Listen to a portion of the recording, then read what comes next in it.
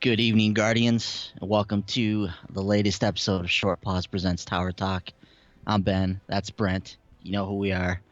This is our Destiny-focused video discussion series. If you've never watched the program before, it's basically Brent and I get out here, we talk all things Destiny. Occasionally we have some guests on here as well. And then, we just chit-chat about our favorite game. So, Brent, I would ask you how you're doing, but we've got a lot of stuff to talk about. So we're going to get right into the proceedings. And also, I just don't really care. No, I'm just playing. Um, so let's get into this, man. It's been a few days since we've been able to record a Tower Talk. A lot of stuff has been happening in Destiny, as seems to be the norm over the last few months. So each week is just jam-packed with new stuff to talk about. So first thing I want to get into, which we haven't discussed yet, is the new armor update. So the exotic armor pass, the first phase of this, has come in and gone. These changes went live as of this past Tuesday. So they're active right now. We've got a chance to get in there and try a few of these out.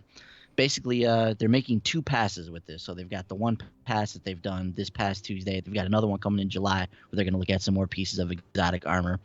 And their goals with this are basically to enhance the exotic perks that are inherent in this armor, much in the same way they did with the exotic weapons. So they're going to take the perks that make these pieces of armor unique and make them special, and try to make them even more special so that they stand out more, give you more options for the ways that you build your character and your loadout, and the way you play the game, and that kind of stuff. Mm-hmm. So without further ado, Brent, let's talk about what got buffed here and kind of give our impressions on them. Now, neither of us really play a Titan.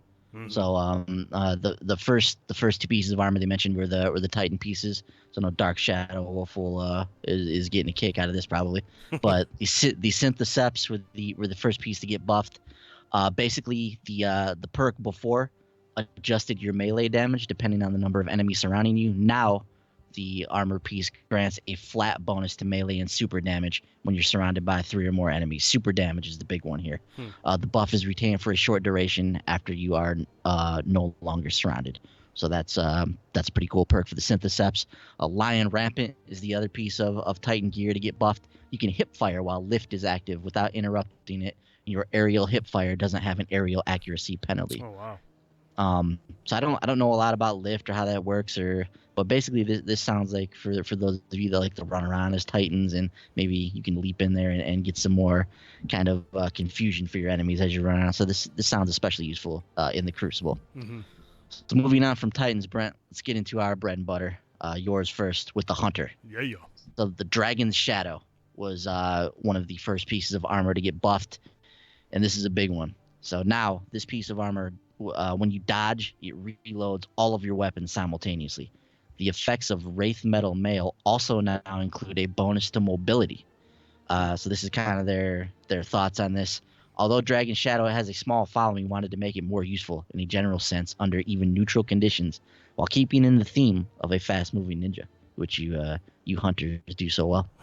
The other hunter piece of armor to get updated is the Mechanier's Trick Sleeves, which, if I'm not mistaken, Brent, previously many people considered this like the worst piece of exotic armor in the game. So now it sounds like it's going to have a bit more use. So swapping to a sidearm while critically wounded greatly increases its damage. I like their idea behind this as well. They mentioned they want that fantasy of a holdout weapon, the pistol tucked under your sleeve or in your boot. That's kind of like a last resort when you're down and out. So, Brent, let me get your thoughts on this, man. You're our resident hunter. What are your thoughts on what they've done with Dragon Shadow and Mechanier's Trick Sleeves? Did you use either of these items before? And if not, are you planning to use them now? I had a little bit of interest in the Dragon Shadow, but now that but it was like much like the Mechanic's Trick Sleeves, I would pretty much shard these every time I get them. Yeah. I had a Dragon Shadow sitting in my vault, but I'd never touched it. But now that they add this here, I feel like this is really usable in Crucible. Because like I said, it reloads all the weapons simultaneously, which is really very useful, and I think that's a really cool thing, especially if you can go invisible with the Night Stalker, and you go invisible and all your weapons are reload, get into position, and really not be at a disadvantage having to worry about reloading. So really like the Dragon Shadow. The Mechanier's Trick Sleeves, I'm not too big into sidearms, but I do like the fact where if I am using the Kaibu 80 or 43 or whatever it is, and then I maybe switch over to the Rat King at critical, that could be very useful. So yeah. This is a piece of armor I might have to actually pick up again and give it a try. But again, I'm not too big on sidearms outside of the Rat King, so this is pretty interesting as well. what do you think of the idea of like a last resort pistol for the hunter? Is that a cool idea, you think? Yeah, I think that's really cool, actually. I mean, I like how they talk about how it's like this fantasy, like you see in movies where somebody's down and out and they reach down and they got the pistol tucked in their sock and they pull off the winning shot to kill the bad guy. So I think that's really cool. That's what they went for on this one. Yeah, for the most part, I don't know how. I mean, reloading all of your weapons could definitely be useful in a PvE setting as well. But I feel like these hunter buffs really are going to benefit him in a PvP setting, more so than anything else. I'm moving on from the hunter, Brent. We got the warlock, the best class there is, of course. So the warlock's got some really cool buffs actually to their two weapons. So first of all, the Lunafaction boots, which we've seen on display previously in that sweet business video. Yes. Before they released the exotic updates for that, they were showing how you could just endlessly fire that thing without reloading. So now with the Lunafaction boots, Rift reload is automatic instead of being activated on entry or exit. Empowering Rift makes weapons more effective at extended ranges. So this is important here. So now, Brent, you simply stand in a Rift and you just fire your gun, and you don't have to reload. It does it for you automatically. Now, the kind of the lost perk or the hidden perk with these is that empowering Rift makes your weapons more effective at extended ranges. So that's a subtle buff that maybe people might not realize at first. They get lost in kind of the glitz and glam of the automatic reload. But having an extended range buff with empowering Rift, not only are your weapons more powerful, but they're more powerful at extended ranges now as well. So this is a very, very powerful piece of exotic gear, especially when paired with something like the Sweet Business, for instance. So you've got this auto rifle with 999 rounds that you don't have to reload, and that has extended range now, so you can fire on things from an even further distance and still do damage on them. So that can be a very, very deadly combination. So I like that. I do need to get in there and try out the boots. I gotta level my boots up a little bit so I can put them on my character and give them a whirl. And then we've got the sun bracers. So many of us warlocks lament the loss of radiance, which was to many our favorite super in Destiny 1. It's not here in Destiny 2. There's a little piece of it now, Brent, that lives on in the sun bracers. And with the sun bracers, what they do now is when you get a kill with your solar melee, it gives you unlimited grenade energy for a brief period of time.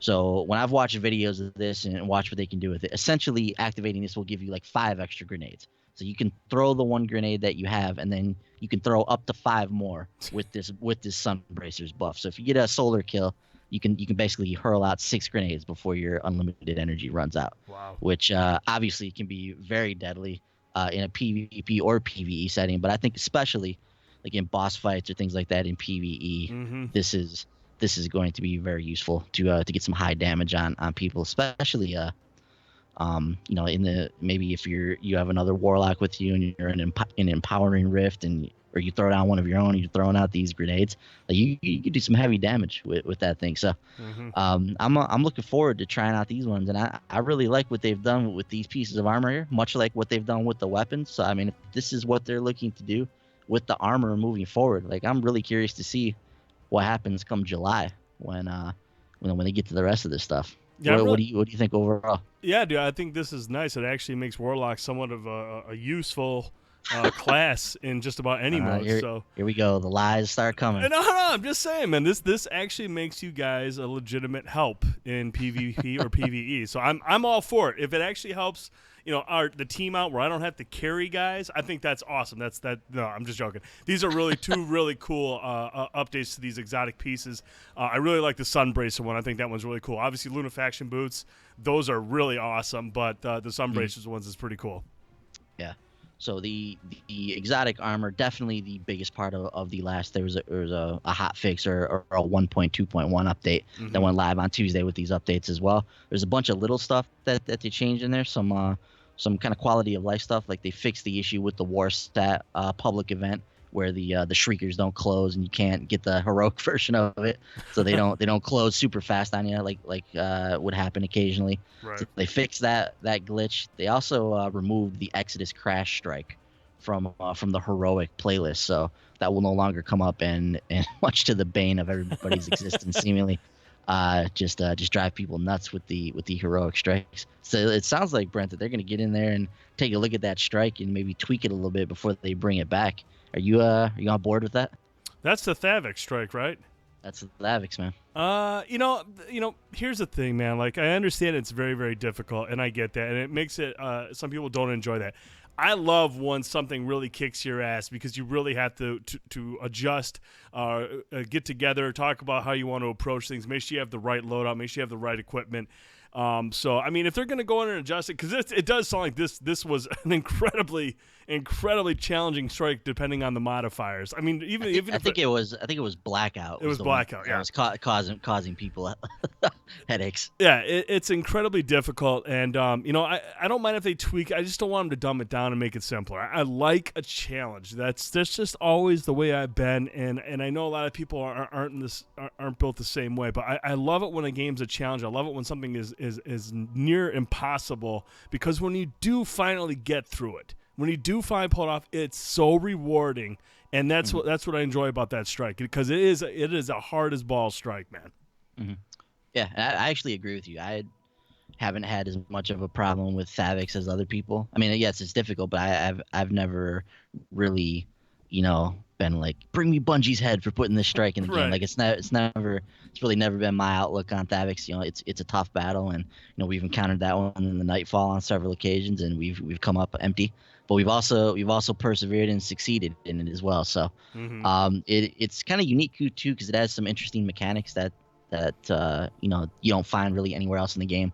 With the what are they called, the electric shanks? What are they called? Are they called shock or shock shanks? No, it's not shock shanks. I can't remember what it is off the top of my head, but I know which ones you're talking about. Yeah, the electric shanks that electrify the ground. So you don't really find those anywhere else. The whole teleporting around the map thing that Thavix does, while annoying, is an interesting mechanic as well. That's maybe the one thing I could see them changing. Like maybe they go in and maybe all they do is they make Thavix not teleport around the map when you're throwing a Nova bomb at him anymore. So that would be great. But yeah, I'll be curious to see what they do with it. And I'm with you, dude. That's one of the things people love about Destiny is the challenge, and that's why they play it. It's right. Like I love going into the raids, getting our ass kicked while we try and figure out how to do the damn thing. Like that stuff's fun to me. And then when you actually like crack the code and you figure out what's going on and you beat that, like it's a super fulfilling feeling. Like when you're ramming your head into the wall for a week straight trying to figure out how to beat Skolas, and you finally do it on like the 7th day, like that stuff's awesome, man. It's a great feeling that that's one of the things Destiny does really well. Agreed. So so be curious to see what they do with that strike. Just as a side note here too, the buffs to the Mechanier's trick sleeves, 2 times sidearm buff in PvE and 1.33 in PvP. So those are the buffs you can expect if you are wielding that piece of armor. So if you're curious about the rest of the patch notes, obviously they're on Bungie right now. If you're watching this show or playing Destiny, you've probably already read them 3 times over and are intimately familiar with them.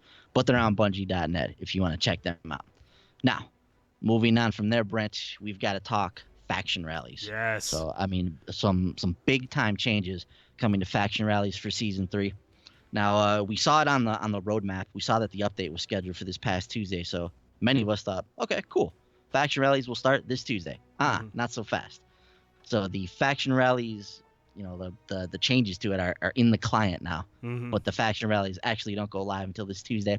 And Brent, reading what they're doing with faction rallies, I'm going to be spending a lot of time in faction rallies this next week. I mean, not that that's a huge surprise, but we spend a lot of time in Destiny, but maybe even more so this next week because there's a lot of cool stuff coming to faction rallies. So let's break this down. Let's talk about what Bungie's doing with faction rallies, and we're going to do this much in the way they did in relation to what they mentioned in terms of their previous goals for what they want to do with faction rallies. So first thing they want to do with faction rallies, pledging to a faction should be a meaningful choice. This is what they've done.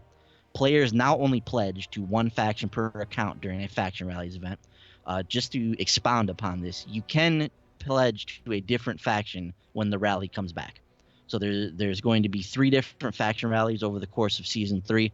If you pledge to Dead Orbit during the first faction rally, that does not exempt you from pledging to Future War Cult or New Monarchy in one of the other faction rallies. So keep that in mind. However, one faction per account during a faction rally. So no more of this. I've got 3 characters. I'll pledge to all 3 factions, and then I'm guaranteed to get the gun no matter what. Right. No more of that.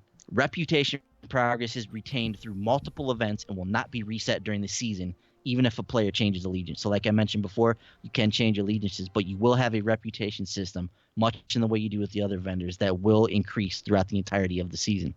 Each faction offers unique rewards, such as exotic armor ornaments or masterwork catalysts for exotic weapons. This is huge. We'll talk more about this in just a second. So, like I mentioned, 3 faction rallies for Season 3, and these are the big items that each of the factions will house. Dead Orbit will offer the Eye of Another World ornament. That's the Warlock exotic helmet, and the Graviton Lance catalyst, a big one. New Monarchy will offer the Crest of Alpha Lupi ornament and the Sweet Business catalyst, another big gun that many people would be interested in. And Future War Cult will offer the Knucklehead Radar ornament and the Sunshot catalyst. So Brent, these are 3 like really cool guns that a lot of people like to use, and it's going to make this is undoubtedly going to be the biggest part of choosing which faction you want to align with. It's gonna be which catalyst you want to get your hands on, right? Yep. So talk to me about this, dude. So the pledging to the faction to make a meaningful choice. Do you like what they're doing here? Do you like the catalyst and everything that's going into this? Absolutely. This now it's not, because like before we would just look at a couple of guns, be like, okay, yeah, that's the one I want. Now there's more to it. These catalysts are huge. These are arguably 3 of the most popular exotics in the game, especially since the pass. I mean, Graviton Lance is a completely different gun that everyone loves to use, even in PvP and PvP. Sunshot has always been a popular hand cannon, and then Sweet Business that was super popular after the update. And all these catalysts are tied to each faction. So I mean, you're gonna really see. I think things are going to balance out a little bit more. I don't know if it's going to be I don't know if Future War Cult will win another one, but I think it's going to be closer across the board because so many people are going to want these different cows. People are going to grind. I think you're just going to see a tighter competition. I'll tell you what, man. I will be shocked, absolutely shocked, if anyone other than Dead Orbit wins this first one. I mean, as cool as the Sweet Business is and the Sunshot is, the Graviton Lance is by and large one of the most used weapons in Destiny right now, especially in PvP, where that thing is literally on almost every person that goes in there. They're using the Graviton Lance, myself included. And I'd be very shocked if people don't flock to Dead Orbit just for that very reason. While I spent the majority of my time with New Monarchy in Season 2, just due to the different ornaments I was trying to get, and just the fact that I don't know, they seem like they would have the winning weapon on several occasions, so I aligned myself with them. But there's no question when Faction Rally starts on Tuesday, I'll be pledging to Dead Orbit, because not only do they have that Graviton Lance catalyst, but the ornament they have is for the exotic Warlock helmet as well. Dude, we don't want you. Seriously, man, I've been Dead Orbit through and through. We don't want you, man. Go somewhere else. Look, I played Dead Orbit in Season 1. I played New Monarchy the majority of Season 2. And look, man, I'm just going where the win's going to be. Okay. Dead Orbit is going to win this faction rally. Ooh, there's no question about it. Like, mark my words. Like I said, I will be absolutely floored if anybody other than Dead Orbit wins this faction rally. I'm gonna go with Sunshot as the dark horse. Really? Yep. Because I know a lot of people love the Sunshot. That Knucklehead Radar ornament is really cool, actually. It is. I actually think that's really good. I like the Knucklehead Radar. I think that's a good helmet. So I'm surprised as a hunter through and through. I would say before even your allegiance to Dead Orbit, Brent, your allegiance to the hunter. You just leave them high and dry. Yep. With the Knucklehead Radar ornament just sitting there. Yep. Bye. See you later. Not gonna have it this time. Graviton Lands, baby. But I guess that's to be expected from the hunters, you know. I mean, here we go. Yeah, selfish. Yeah. Gotcha. Hunters spell team TIEM. There you go. That's good. That's to be expected. Anyways, moving on from there. So that's the first tier. Pledging to a faction should be a meaningful choice.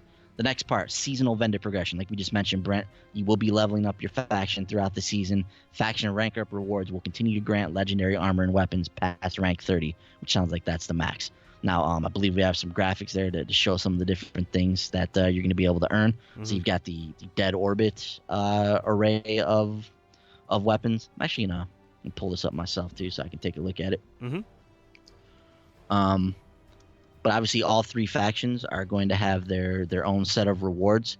It looks like probably we'll have I'm guessing the same armor that we gained from before, just a new set of ornaments for each of the armor pieces.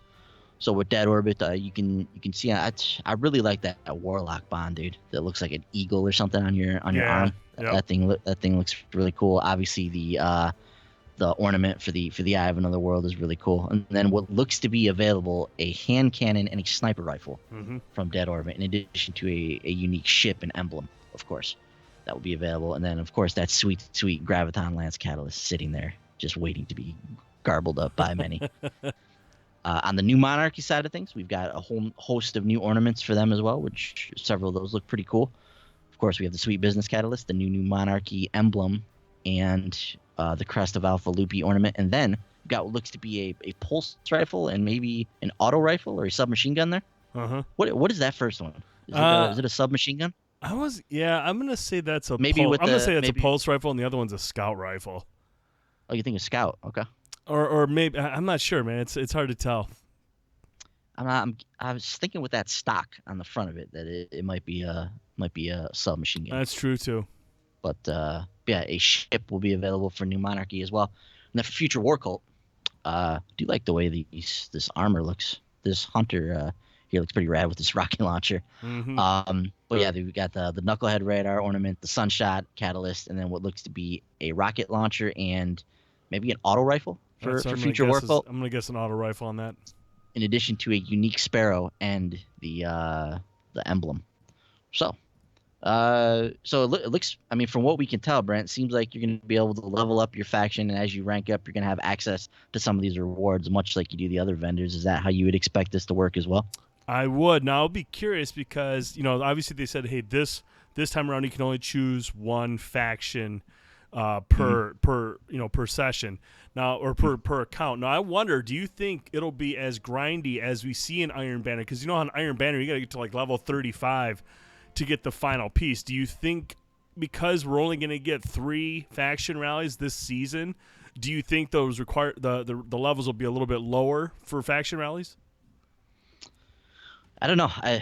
I was trying to think of how they were planning to reward the Catalyst, and I'm going to go out on a limb and say that maybe the Catalyst is the level 30 reward for the faction. So once you get to level 30, you'll earn the Catalyst for your respective faction.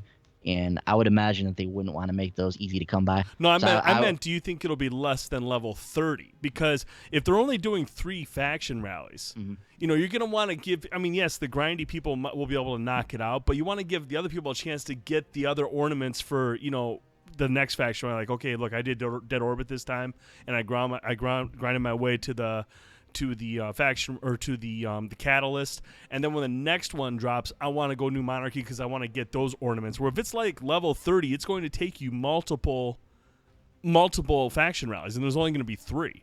So do you think it'll still be max level 30, or do you think it'll be less to give you a chance so you can knock them out knock out the other factions in the second and third one?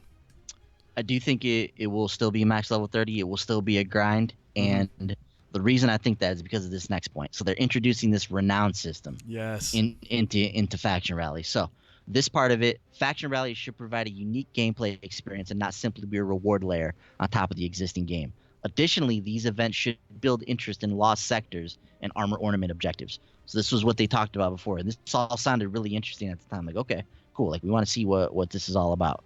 So this is the renown system. So after pledging to a faction, you can earn renown by completing a public event, patrol, or by defeating high-value targets on destinations.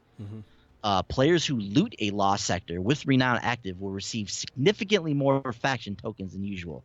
So this is what I'm getting at, Brent, with while I think that they might just keep level 30 where it's at.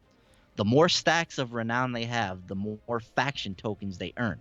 So this is the interesting part here. So renown is lost when players are defeated by enemies, so be careful when you're attempting to loot a lost sector with high renown.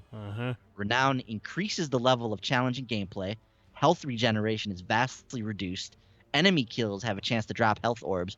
Player damage is decreased, and incoming damage is increased. And this stacks up to 5 as you earn this renown. So while renown is active on a player, others around them can see which faction the player has pledged to, with a really badass, like, glowing aura that's on the back of you. That's awesome, dude. Yep. So when you're running through an area, you'll be able to see like who's pledged where, and when you're going through a strike, I think that's sweet. And also a note that this aura or whatever can only be seen from a third person view. So just keep that in mind. You won't see it in your first person view. It's basically on your back. It looks like some type of a glowing symbol. So Brent, so like I said, this is what I was getting at. So with this renown system, there's going to be a much higher like risk reward with this.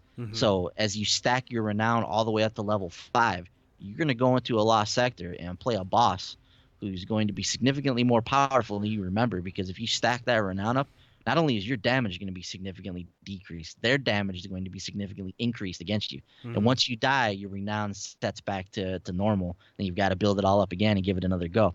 So it's going to be a question of, okay, I have 2 stacks of renown. Do I run in, try to loot this lost sector, increase my chances of getting at least something out of this? With 2 renown, it'll get me more than I normally get. Or do I go balls to the wall, throw it all on the table, stack my 5 renowns up, go in there, risk it all in this lost sector, and see if I can pull out this huge haul of tokens at the end of this and be able to get that much closer to what I'm looking for? I think this system sounds pretty neat, man. Yeah, and it's especially going to be a lot of fun if you're playing with friends. You know, if you got a couple buddies going into a lost sector together, say you go out there, you grind out the public events, you grind out the high-value targets, you all get to level 5, then you go into this lost sector that's going to be incredibly difficult, but you're going to have a fire team with you. That's almost just like another, like a little escalation protocol, like something that's difficult and hard to do that you can do as a group. And I think that sounds really, really cool. That's probably the highlight for me out of what we read or what we've seen this week regarding faction rallies, is this new kind of like mini challenge they got going here as you build up your renown. I think that sounds fantastic. Yeah, I love stuff like that, man. The risk reward and the strategizing and figuring out how you want to tackle this. Yes. There's going to be multiple different options, and there's going to be people that test like, all right, I'm going to go 1 renown and just loot as many lost sectors as I can, and I won't be that much or I won't be that less powerful. They won't be that much more powerful, the enemies against me. So I'll go in here and see how many of these I can loot and just keep pulling those off. So it's going to be a question of that guy versus the guy that's like, all right, I'm stacking up 5 and I'm going in here, I'm going to get this big haul, and maybe sometimes he dies and maybe he doesn't. Sometimes he's successful. So it'll be interesting to see which strategy pays off the best in the long run. So I can't wait to get in there and try that out. So overall, Brent, with what they're planning to do with faction rallies and their goals that they set forth, I mean, do you like where they're going with this? Do you think that they've succeeded in what they're trying to do in making this a unique event and making this, all the goals that they set out there? Does it sound like they're working towards their destination here? Absolutely. This is a big step in the right direction. I mean, with the rewards, the catalyst tied to each faction, you've got this renown. I mean, because before this, you just go into a lost sector, you fight your way through, blow up a couple things, and then you get your tokens. There wasn't a whole lot. It was repetitive, and it got kind of, and I wouldn't say lame, but it was just very boring after a while. You're just like, okay, I'm just doing the same thing. This is the only way I can earn tokens. I mean, you can do other things, but the lost sectors kind of just didn't have that thing for you, that something to catch you. This renown changes everything now for lost sectors. Now this becomes a true battle. Now you're going to be earning it, and I love that portion. You've created something unique to faction rally. You've created something that's going to be like, hey, look, I want to go do faction rally now. Where it never had that before. It was like, cool, it's something that you could do, but there was never any real value to it. Now you got catalysts. Now you've got lost sectors that are going to be incredibly difficult. This is a big step in the right direction for faction rallies. Yeah, and I've had fun with the faction rallies throughout Destiny so far, but this is just taking it to the next level. So it's making those lost sectors interesting. It's giving us meaningful rewards as a part of these faction rallies. So getting the winning gun and that kind of stuff was cool, but now throwing these highly sought after exotic catalysts into the mix, like this changes everything. Yeah. And then not to mention, you've got these really cool ornaments that are going to be available for people. So it's like now you're gonna have to decide. Well, man, like I'm a hunter. Do I go with the future Warcole and get that awesome ornament, or man, I'm a Graviton Lance user. Do I go with Dead Orbit and just go for that catalyst because that's what I want? So it's gonna be some tough decisions that had to be made, and we'll get our first taste of it this Tuesday, and we'll really get to see like how much we can actually do within the span of a week while the rally is active. We'll get an idea if there's any way that we can tackle all three of these factions over the course of a season, or if we're gonna have to really make some tough choices, just stick to one for the long haul. My guess would be it's going to be the latter one there. We're gonna have to pick one, stick with it if we want to see it through the end. Right. As much as we play Destiny, I don't know if there's any way we're gonna be able to max out a faction over the course of a week, but we shall see, man. Mm-hmm. So faction rallies will be a big part of what we do on Tuesday. No doubt we'll be streaming that as part of our Destiny stream next week. Moving on from there, Brent, let's talk some Crucible Labs. Yes. This is a very interesting thing that popped up on the roadmap that Bungie's brought a little more clarity to. This is live right now. Have you actually gone in and tested this yet? I have not. I actually hopped into Crucible last night to knock out the Call to Arms and just got my ass handed to me in quick play, and I was thinking about going to try out the Crucible Labs, but after the beating I took, I was like, you know what, I'm just gonna call it a night tonight. Yeah. So just as a quick preface here, so to set your expectations somewhat, Crucible Labs isn't a totally different game. It's not a totally different version of Destiny 2 hiding out on the Crucible page of the director. It is a playlist that will feature new game modes and some different tweaks to the modes you already enjoy. So just so you know, new game modes is something that's going to be coming in the future. The tweaks to the modes we already enjoy, that's what's going on right now. So Crucible Labs is a way for our team to try stuff out in the wild before it's done and solicit feedback from the community. So this is, all intents and purposes, some type of a test server, but it doesn't sound like they're going to be using this to test weapon changes. So that's what many people were interested in. They were like, all right, Crucible Labs, like, are we going to get a preview of what they're planning to do with auto rifles, what they're planning to do with pulse rifles, what they might be planning to do with this gun or that gun? But it sounds like, as of right now, they're only going to be using this for testing out game modes. Now, this doesn't necessarily preclude them from doing that in the future. Like, I'm sure they could very easily get in there and decide if they wanted to show off, weapon changes or whatnot, and maybe that'll be a part of this for the future. But for the time being, it's just strictly a way to try out new game modes. Right now, they're running a Showdown, which is a 4v4 team game that basically is like doubles. So you've got 4 against 4, and these are the rules. You take out the enemy as many times as you can within the time limit to win each round. The best 3 of 5 rounds wins. If the game is tied 2-2 after 4 rounds, you'll play a final showdown that is pure elimination to crown the victor. I really like that. So I haven't got in there to test this out yet, but I am interested to get in there and give this a whirl. And if you do get in there and you try out Showdown, this is the feedback that Bungie's looking for. What do you think of this mode? Was anything confusing? Was anything missing? Was there a map it played better or worse on? Were there spawning issues? Were the rounds the right length? Was there any weapon or sandbox combination that affected the game in a negative way? So if you get in there and you try that, definitely some feedback for Bungie. But what's your read on this, Brent? Yeah, I think it's cool. I mean, like I said, this is the very early stages of the Crucible Lab. It allows people to go in there, try out these different modes, see what works, see what doesn't work. But the key here, guys and girls, is you have to provide the feedback. This isn't, like you said, this isn't a set thing. This is always going to change. It's going to evolve. Yes, they could add weapon changes to it just to give you guys a look at what auto rifles will do or whatever they're thinking about tweaking. But this is in its early stages. We can't expect them to just roll everything out and expect it to work the way. It doesn't work that way.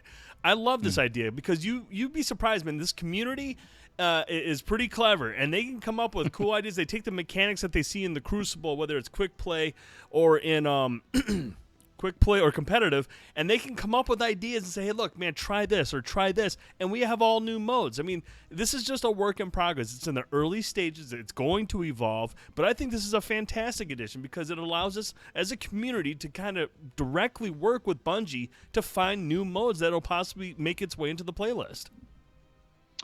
Yeah, definitely, man. I'm all for this as well. Many people have been clamoring for some type of a PvP test server for Destiny. Yeah. And it's here now in its beginning stages. I agree though that in the future though, like I would like to see them introduce weapon changes into this for us to test out.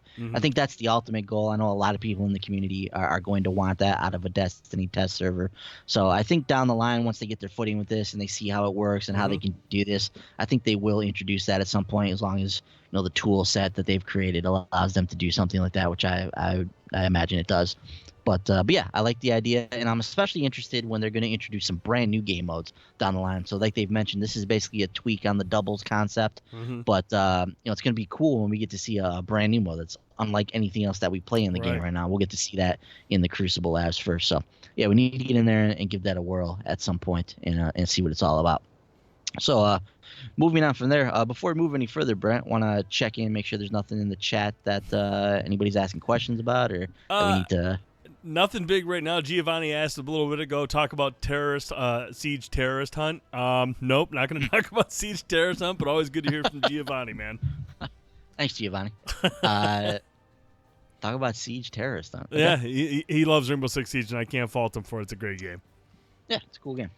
All right, moving on from there. So now we're going to talk escalation protocol, and this is something I wanted to get to last week. We didn't get a chance to get Tower Talk up, but I think this is a very interesting topic that I want to get your thoughts on, Brent. So first of all, Bungie came out recently, and they described their design philosophy behind escalation protocol, and I want to get your thoughts on this. So first and foremost, the design goals for escalation protocol. It was designed to be a high difficulty endgame activity for a max level 3-player fire team. Okay, this is important. Other players in the world can contribute to make it easier, but they shouldn't be required as long as your team is highly skilled and coordinated. We have received a lot of feedback since the original launch of Destiny 2 that players felt like reaching max power was not satisfying. There weren't enough activities that required and rewarded that level of commitment. Escalation Protocol was designed to fill that gap. So this activity was not specifically designed for 9 players. Answer: other than raid activities, all PvE activities and private spaces are optimized for 3 players to allow for multiple types of activities in the space. So no, it wasn't designed for it, but it's not a surprise that it's easier with 9 players, given how under-leveled most of us are right now. We knew that players would use the same creative workarounds to get 9 players into a space, similar to Court of Oryx, but we did not specifically tune the difficulty around requiring that many players. Are there any plans to enable larger fire teams in the future? Answer: we've had a lot of conversations about what to do to answer the community's feedback. We're going to continue to monitor as more players progress up to max power and are able to attempt escalation protocol at the difficulty it was designed for, and we'll determine what, if any, action is necessary.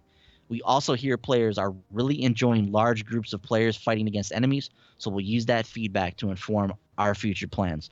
Brent, I need your thoughts on this. So what do you think about them saying escalation protocol was designed for 3 people? What do you think about it was saying it was not specifically designed with 9 players in mind? What do you think about the idea of enabling larger fire teams in the future? Talk to me about what Bungie is saying here with their design and philosophy behind this. Yeah, I mean, if it was designed with 3 people in mind, then obviously that's where it pays off to get to 385, because you're going to need 3 max players to get through this if you're going to get through it with just 3 people. So you're going to need to get max level.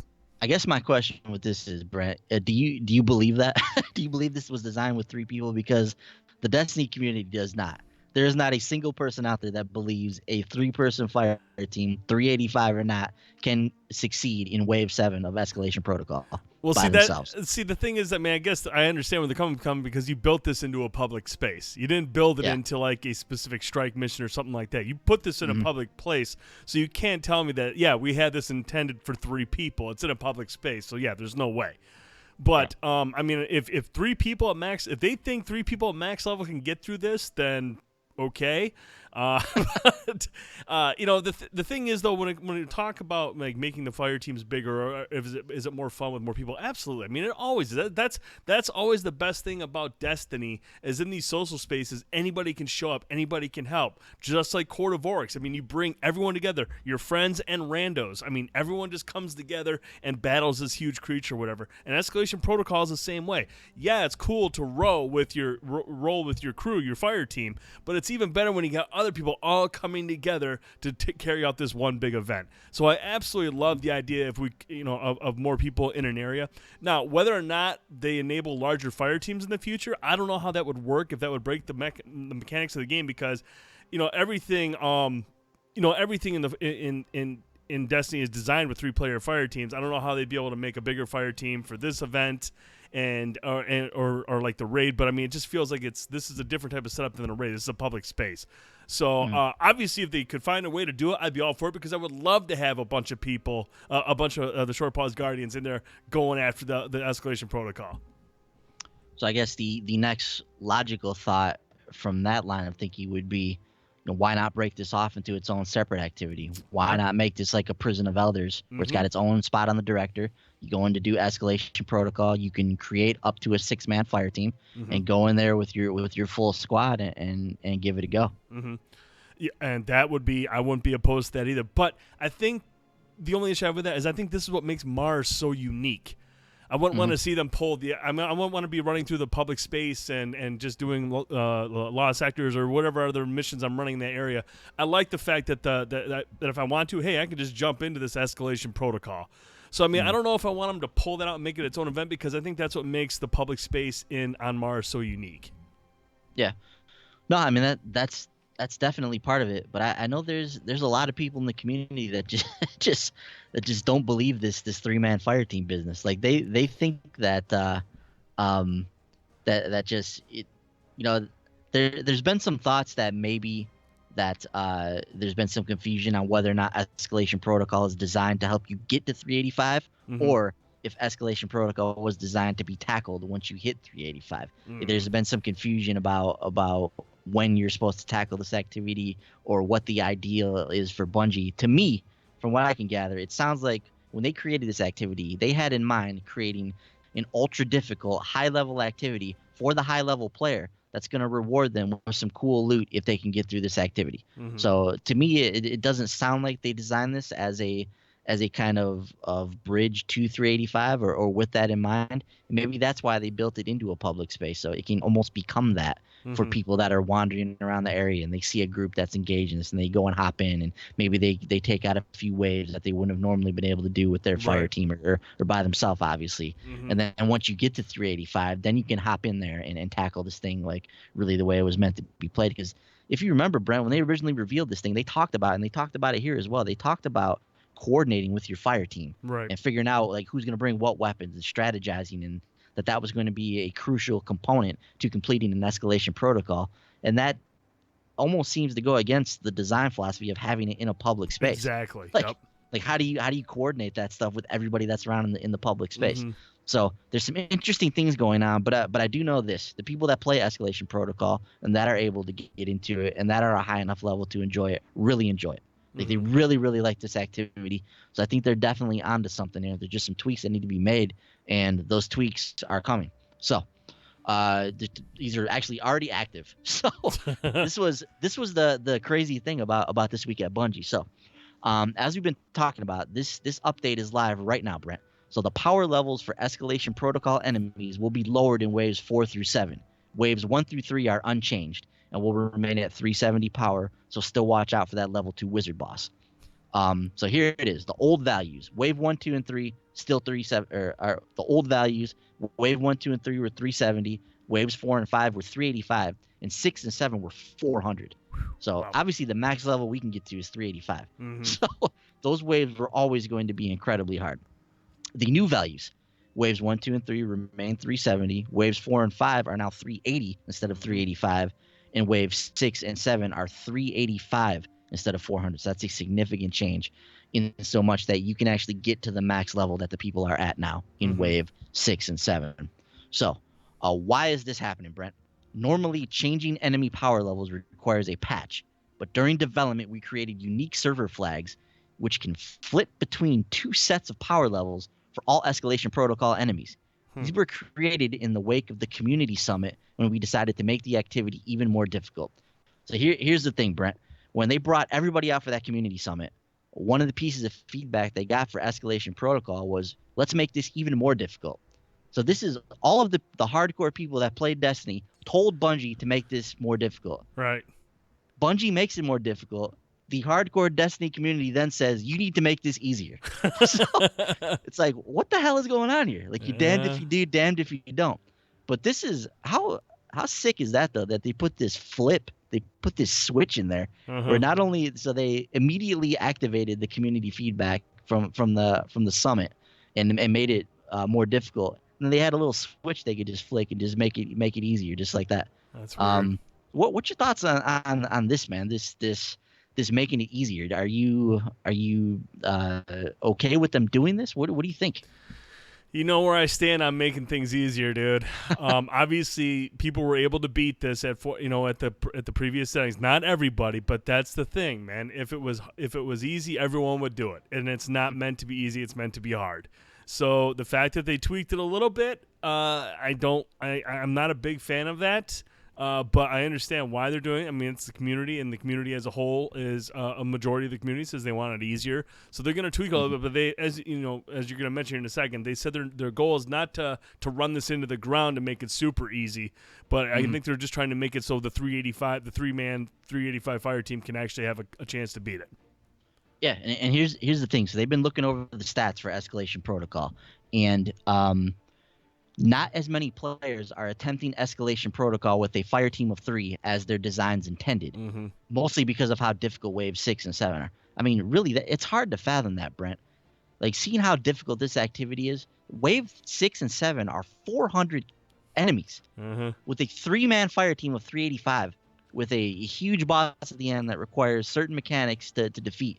It's tough to think that there's a fire team of 3 out there. Now, there is a fire team of 3 out there that can get this done. I've watched people solo raids and nightfalls and things like that.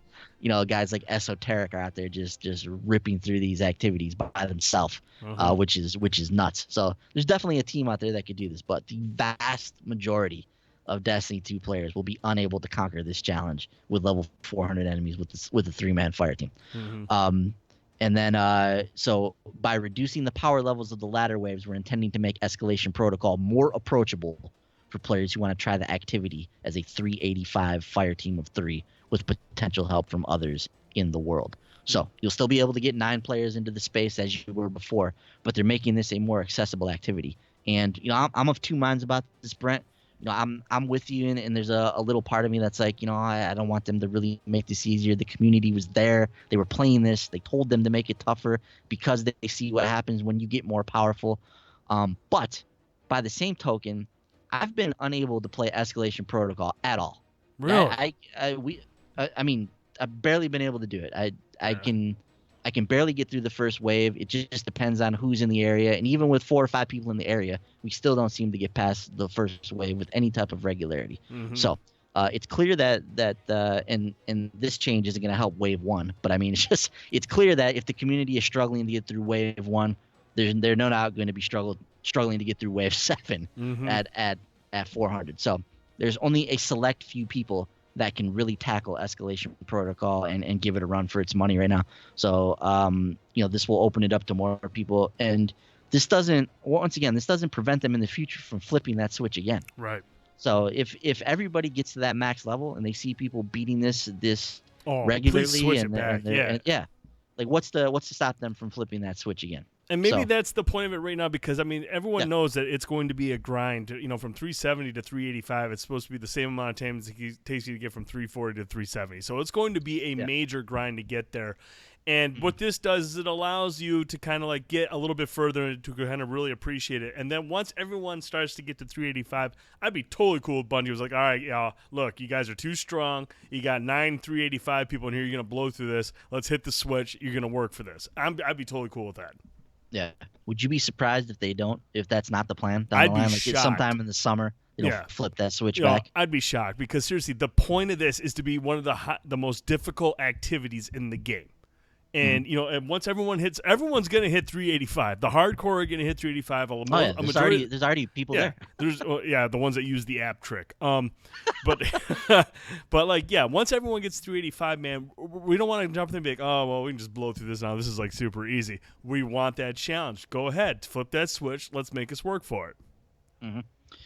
Yeah, and I'd maybe the ultimate solution is maybe they just add like a heroic version of the escalation protocol that has That the original levels. That'd be sweet. You know? Like you have to do something like at a certain stage in there where, like, say, like the first stage, there's something you have to do specifically to activate the heroic version. Mhm. I think that'd be sweet. Don't make it a switch where they turn it on and off where you can choose. You have to activate it. Kind of give the community a chance, a choice. Do you want to go for the hardcore version? Or you want to stick with the base one? And once people figure it out, then the word spreads, and okay, this is how we can do the heroic version of the escalation protocol.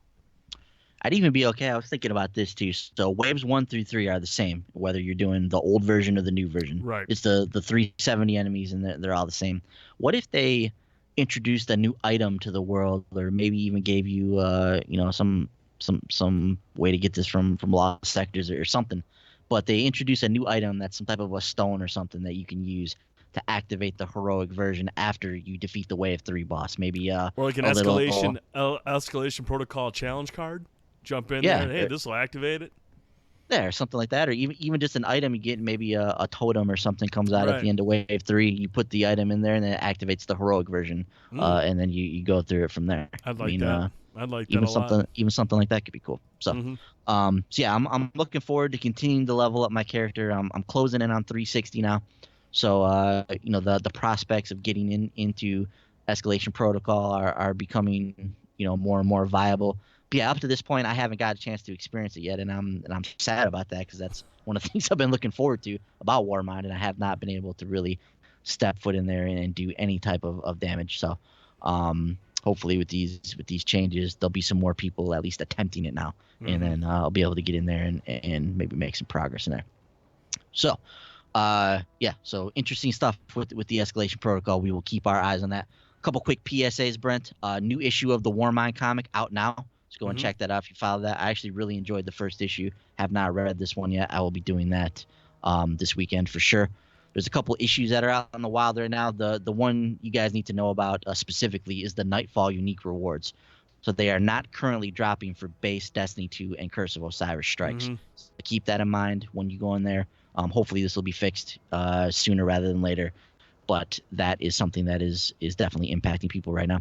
And there's a new emblem available for signing up, or what is it, for the Bungie the email list or something? Something like that. Yeah. So make sure you do that, get the new emblem, and attach it on your character. All right. Now, Brent, in the midst of all this other cool stuff that's going on, so armor updates, faction rallies, escalation protocol, all the stuff we've already talked about, Bungie dropped another huge nugget this past week, something I personally was not prepared for. Yep. But the year 2 reveal, year 2 of Destiny 2. So this is what will start in this upcoming September, something we're all very, very excited for. The year 2 reveal stream is this Tuesday. So not only are we getting this awesome faction rallies event that we're all super excited for, but an hour prior to faction rallies going live to the reset, Bungie will be on stream revealing our first glimpse of year 2. Oh boy. And all we have to go on right now is this little image that they showed us, Brent. And we'll talk more about that image in 1 second. This is Deej speaking about the stream. Recently, we updated the development roadmap with some new milestones. This is not Deej. This is Deej. We'd like to invite you to catch a glimpse of what we have planned for the second year of Destiny 2. We have some big ideas for how we're going to transform your Guardian lifestyle and reinforce your hobby as an interplanetary hero. We'll tell you all about it, and we'll do it live. You'll hear from many members of our development team. We'll set some big goals for September in their own words. We'll explore deeper into new territory with game director Steve Cotton and project lead Scott Taylor, two faces that you might recognize from previous reveals. We'll respond to a bunch of community feedback and unveil some other things you haven't even been looking forward to yet. We'll top it all off with a look at a new roadmap with exciting new promises for everyone. This will be the beginning of a conversation that will last all summer long. You won't want to miss it. We hope to see your names in chat as you give us your hot takes and spam those emotes. End quote from Deej. So, Brent, I got all tingly when I saw this. I was like, oh man, year 2? We're going to know about year 2 prior to E3 on this coming Tuesday. Talk to me, dude. What do you think? Dude, I'm just when like you mentioned, when we saw that tweet go out, like we're gonna see year 2 reveal this week, this Tuesday coming up. Dude, I don't even know what to make. I don't even know what to guess. I don't even know how to feel about it. I'm just super excited because Tuesday is going to be a huge day for Destiny 2. Faction Rally starts, and we're going to get the Year 2 reveal. How much they're going to show? Could it be the whole thing? I have no idea. E3 is right around the corner. We'll obviously see something on Sony's during Sony's press conference. But, dude, we've seen the roadmap. We've seen the big changes that are planned for the fall. And obviously, this is going to be stuff they're going to talk about in this stream. What kind of game mode we're going to get. I mean, we've heard rumors that we're going to get some kind of a massive game mode. That there's a massive new game mode. Yeah, something unlike anything we've seen before. So there's a lot of hype behind that. How much they can show during the stream or how much they decide to show during the stream remains to be seen. But I will be there ready to watch that on Tuesday, man, because I'm hyped to see that next big expansion, the next big leap for Destiny 2. And this is it, man. This is the Taken Queen. Yeah, as the Destiny community calls it. This is the big next step for Destiny 2. Yep. And they specifically mention it here, Brent. We updated the roadmap with some new milestones. September was plotted as a new waypoint with a hint of, quote, more yet to be revealed. So they specifically mentioned that stuff there. We already know that the weapon changes are coming, the gear collections, the record books, like all that stuff's in there. But they specifically highlight that more yet to be revealed. So there's going to be a lot of stuff I think that we're going to learn. Typically, Bungie's pretty forthcoming with these streams. They reveal a good bit about what's coming with their future expansion. So I expect to learn a lot about this. Now let's talk a little bit about this image for a second. So all we have to go off this Year 2 image is there's a unique font in here, and there's a picture of what appears to be the Reef. Yep. So unsurprising, at the end of Destiny 2, spoilers for the end of Destiny 2 if you haven't beat it yet, but there's a little Easter egg at the end of it. There's this wave of light that shoots out at the end of the game, and what Luke Smith let everybody know at the end of that game was like the order that the wave of light touches the planets and the locations in the solar system. That's the order of where we're going to be visiting stuff in the DLC for Destiny 2. So we saw Mercury. That was the first place the wave hit. We saw Mars. That was the second place the wave hit. And the third place the wave hit was the Reef. Yep. So as anticipated, the Reef is going to come into play. And, we saw Prince Aldrin's ship on Mars. We saw it there. They gave us a little hint that he's still floating around and maybe doing something with the Fallen. We know that the Queen, from what we understand, is still alive somewhere. I believe Bungie said as much in the past. So there's going to be once again some big lore implications that hopefully Bungie can deliver on this time. We don't get the shoddy Warmind campaign that we got. Man, I hope we get something that lives up to the lore behind the Awoken, behind the Queen, behind the Reef, behind Prince Aldrin. There's some cool stuff that goes on there. So I'm incredibly excited to see what becomes of this. Anything else you can glean from this, Brent? Like, what about that font? What does that look like to you? Yeah, dude, I can't make anything of that font. It is very strange. You got this weird cross going through the E and the R, and then you got a part of the E missing and top of the L's missing. So it's it's a very strange font. Half-Life 3 confirmed. Boom. Yeah, I don't know what to make of it, but I love the Reef, man. I always like the Reef. So this is very cool. I'll be curious to see what we're going to see on Tuesday, man. What's up, Jacob?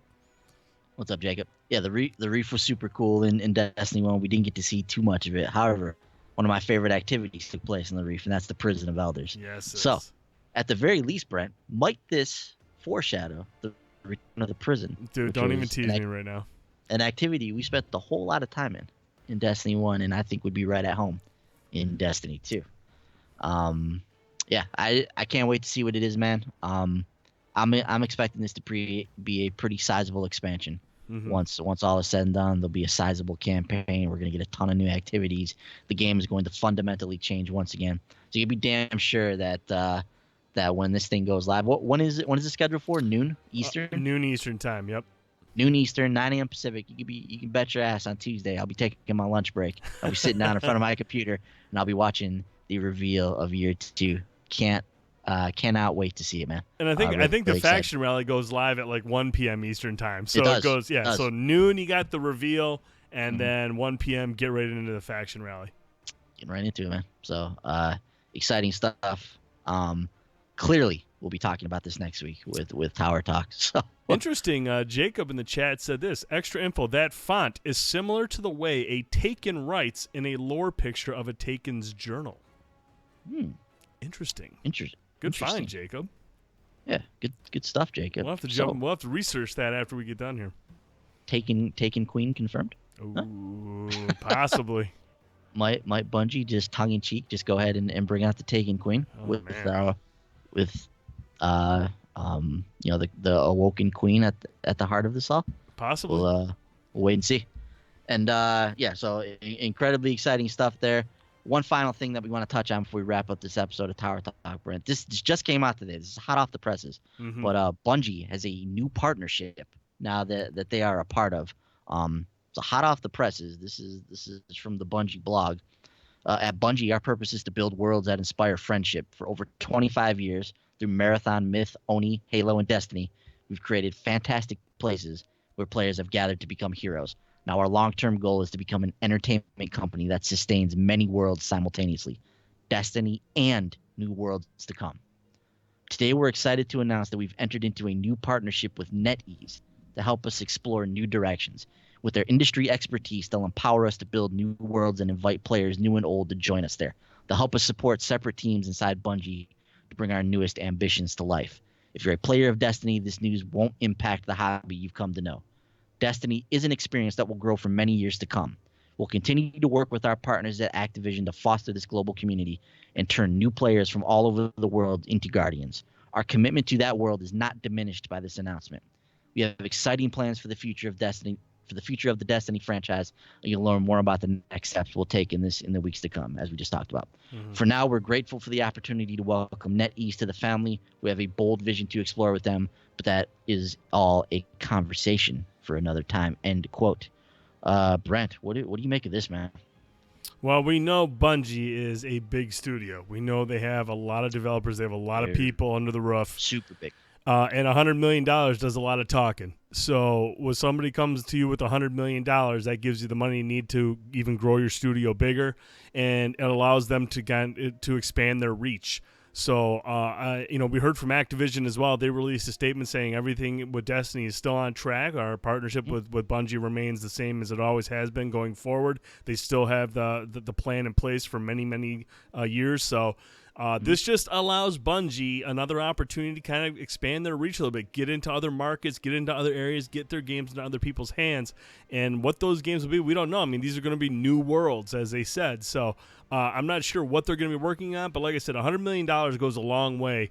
That's a big investment that allows you to expand your studio, add new people, add new teams to work on other projects. So from what I can see so far, this is a big move for Bungie. This is really, really big for them, and it'll allow them to grow and create new games outside of Destiny. Yeah.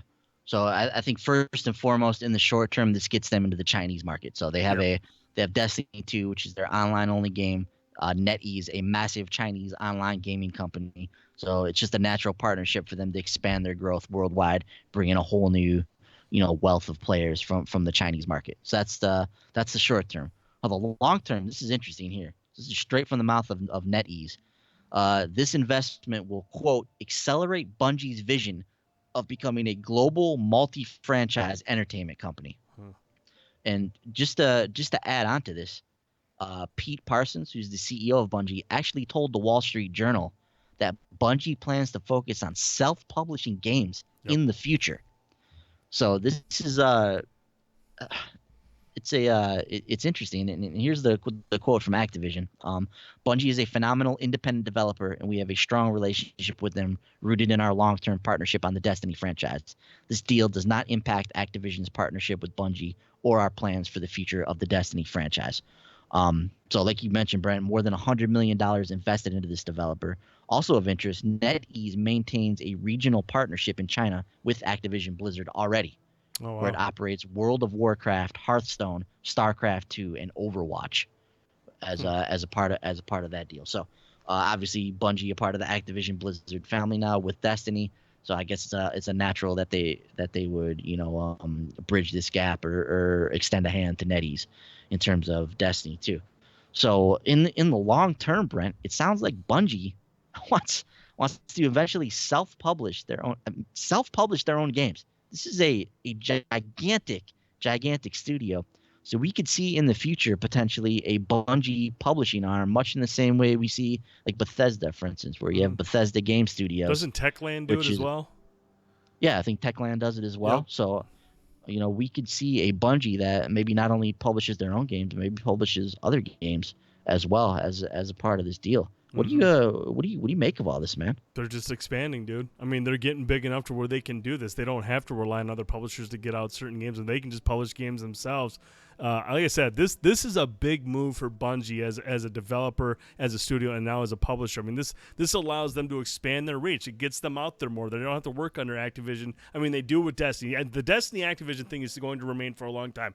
But yeah, it's a 10-year plan. Yeah, this sets them up for the future after Destiny. Like, that's when this is really going to take off, is when Destiny 3 comes out and they're all done with the 10-year deal with Activision. And if they re-up or not, we have no idea. But this sets them up, like you said, for the long haul to get them into publishing and do other stuff. I mean, this is more of a later on thing where we'll start to see the benefits of this. Schreier actually chimed in on this too, and he says that Bungie's been working on another game for a long time now, and this is the first time that they've actually gone ahead and acknowledged that there's other stuff in the pipeline. What do you make of that? What do you make of them actually making this like a public announcement, like putting this on the blog, like something that they use to communicate with their fans? Typically, to me, this seems like the type of business venture deal that would maybe show up in a press release, like off the site, maybe in the earnings call or something like that. Yeah, like in the bowels of IGN somewhere, you can find a press release that talks about this. But what do you make of them going straight to the Bungie blog, talking about this, going to the Wall Street Journal, putting it out there that there's other games that they're working on, there's other worlds they're exploring? What do you make of that? Is this maybe even more imminent than maybe we're even thinking about right now? Makes you think so. I mean, like you said, they're being quite open about this stuff. I mean, they're not like hinting at anything. They're just acknowledging, hey, we have other stuff we're working on. And again, that just speaks to a testament to how big this studio is. Now, I hope, obviously the biggest fear is, how much of the studio are they using for this, or we're not drifting away from Destiny 2 or the Destiny franchise. We want to make sure that's the focus because that's the game we love. But at the same time, with $100 million, you can bring in more people to work on another game. You're not just stuck on one project. That money's going to go a long ways, dude. You're going to see this studio really expand. And that's what this sounds like, dude. So imagine a situation where we have Bungie West, like Bungie proper. They work on Destiny. They create stuff in the Destiny universe. They have a 10-year partnership with Activision that is only 4 years old. They've got a long way to go with that franchise, and they're going to continue to work on that. But now with this new capital, they open up a Bungie East, and they expand their reach, and they start to reach out to developers on the East Coast. They make a home for them out there, and they start to develop this brand new franchise that they can start to develop and wrap their heads around. And then they eventually, once their Activision deal is finished, they become this self-publishing entity and just completely control all of their own interests. I mean, imagine this too. Like, what if they're setting themselves up for the point that after they finish their Activision deal, what if they're like, hey, we want to buy our Destiny IP from you and keep it for ourselves and self-publish it? Yeah. Like, they could be in a position to do that now with this NetEase partnership and with this idea that they want to self-publish games in the future. Yeah. They could have their cake and eat it too as a publisher developer. It opens up a lot of doors for them. It gives them a lot of opportunities, a lot of choices when they finally start working into this, and we start to see them making moves with it. So it's going to open up a lot of opportunities for Bungie. So obviously we love what they've done with Destiny. Can't wait to see what they do in the future. And I think that's the big takeaway from this is nothing is happening to Destiny. Right. Like, this is still something that's not even halfway through its deal with Activision. So there's a lot more Destiny to come.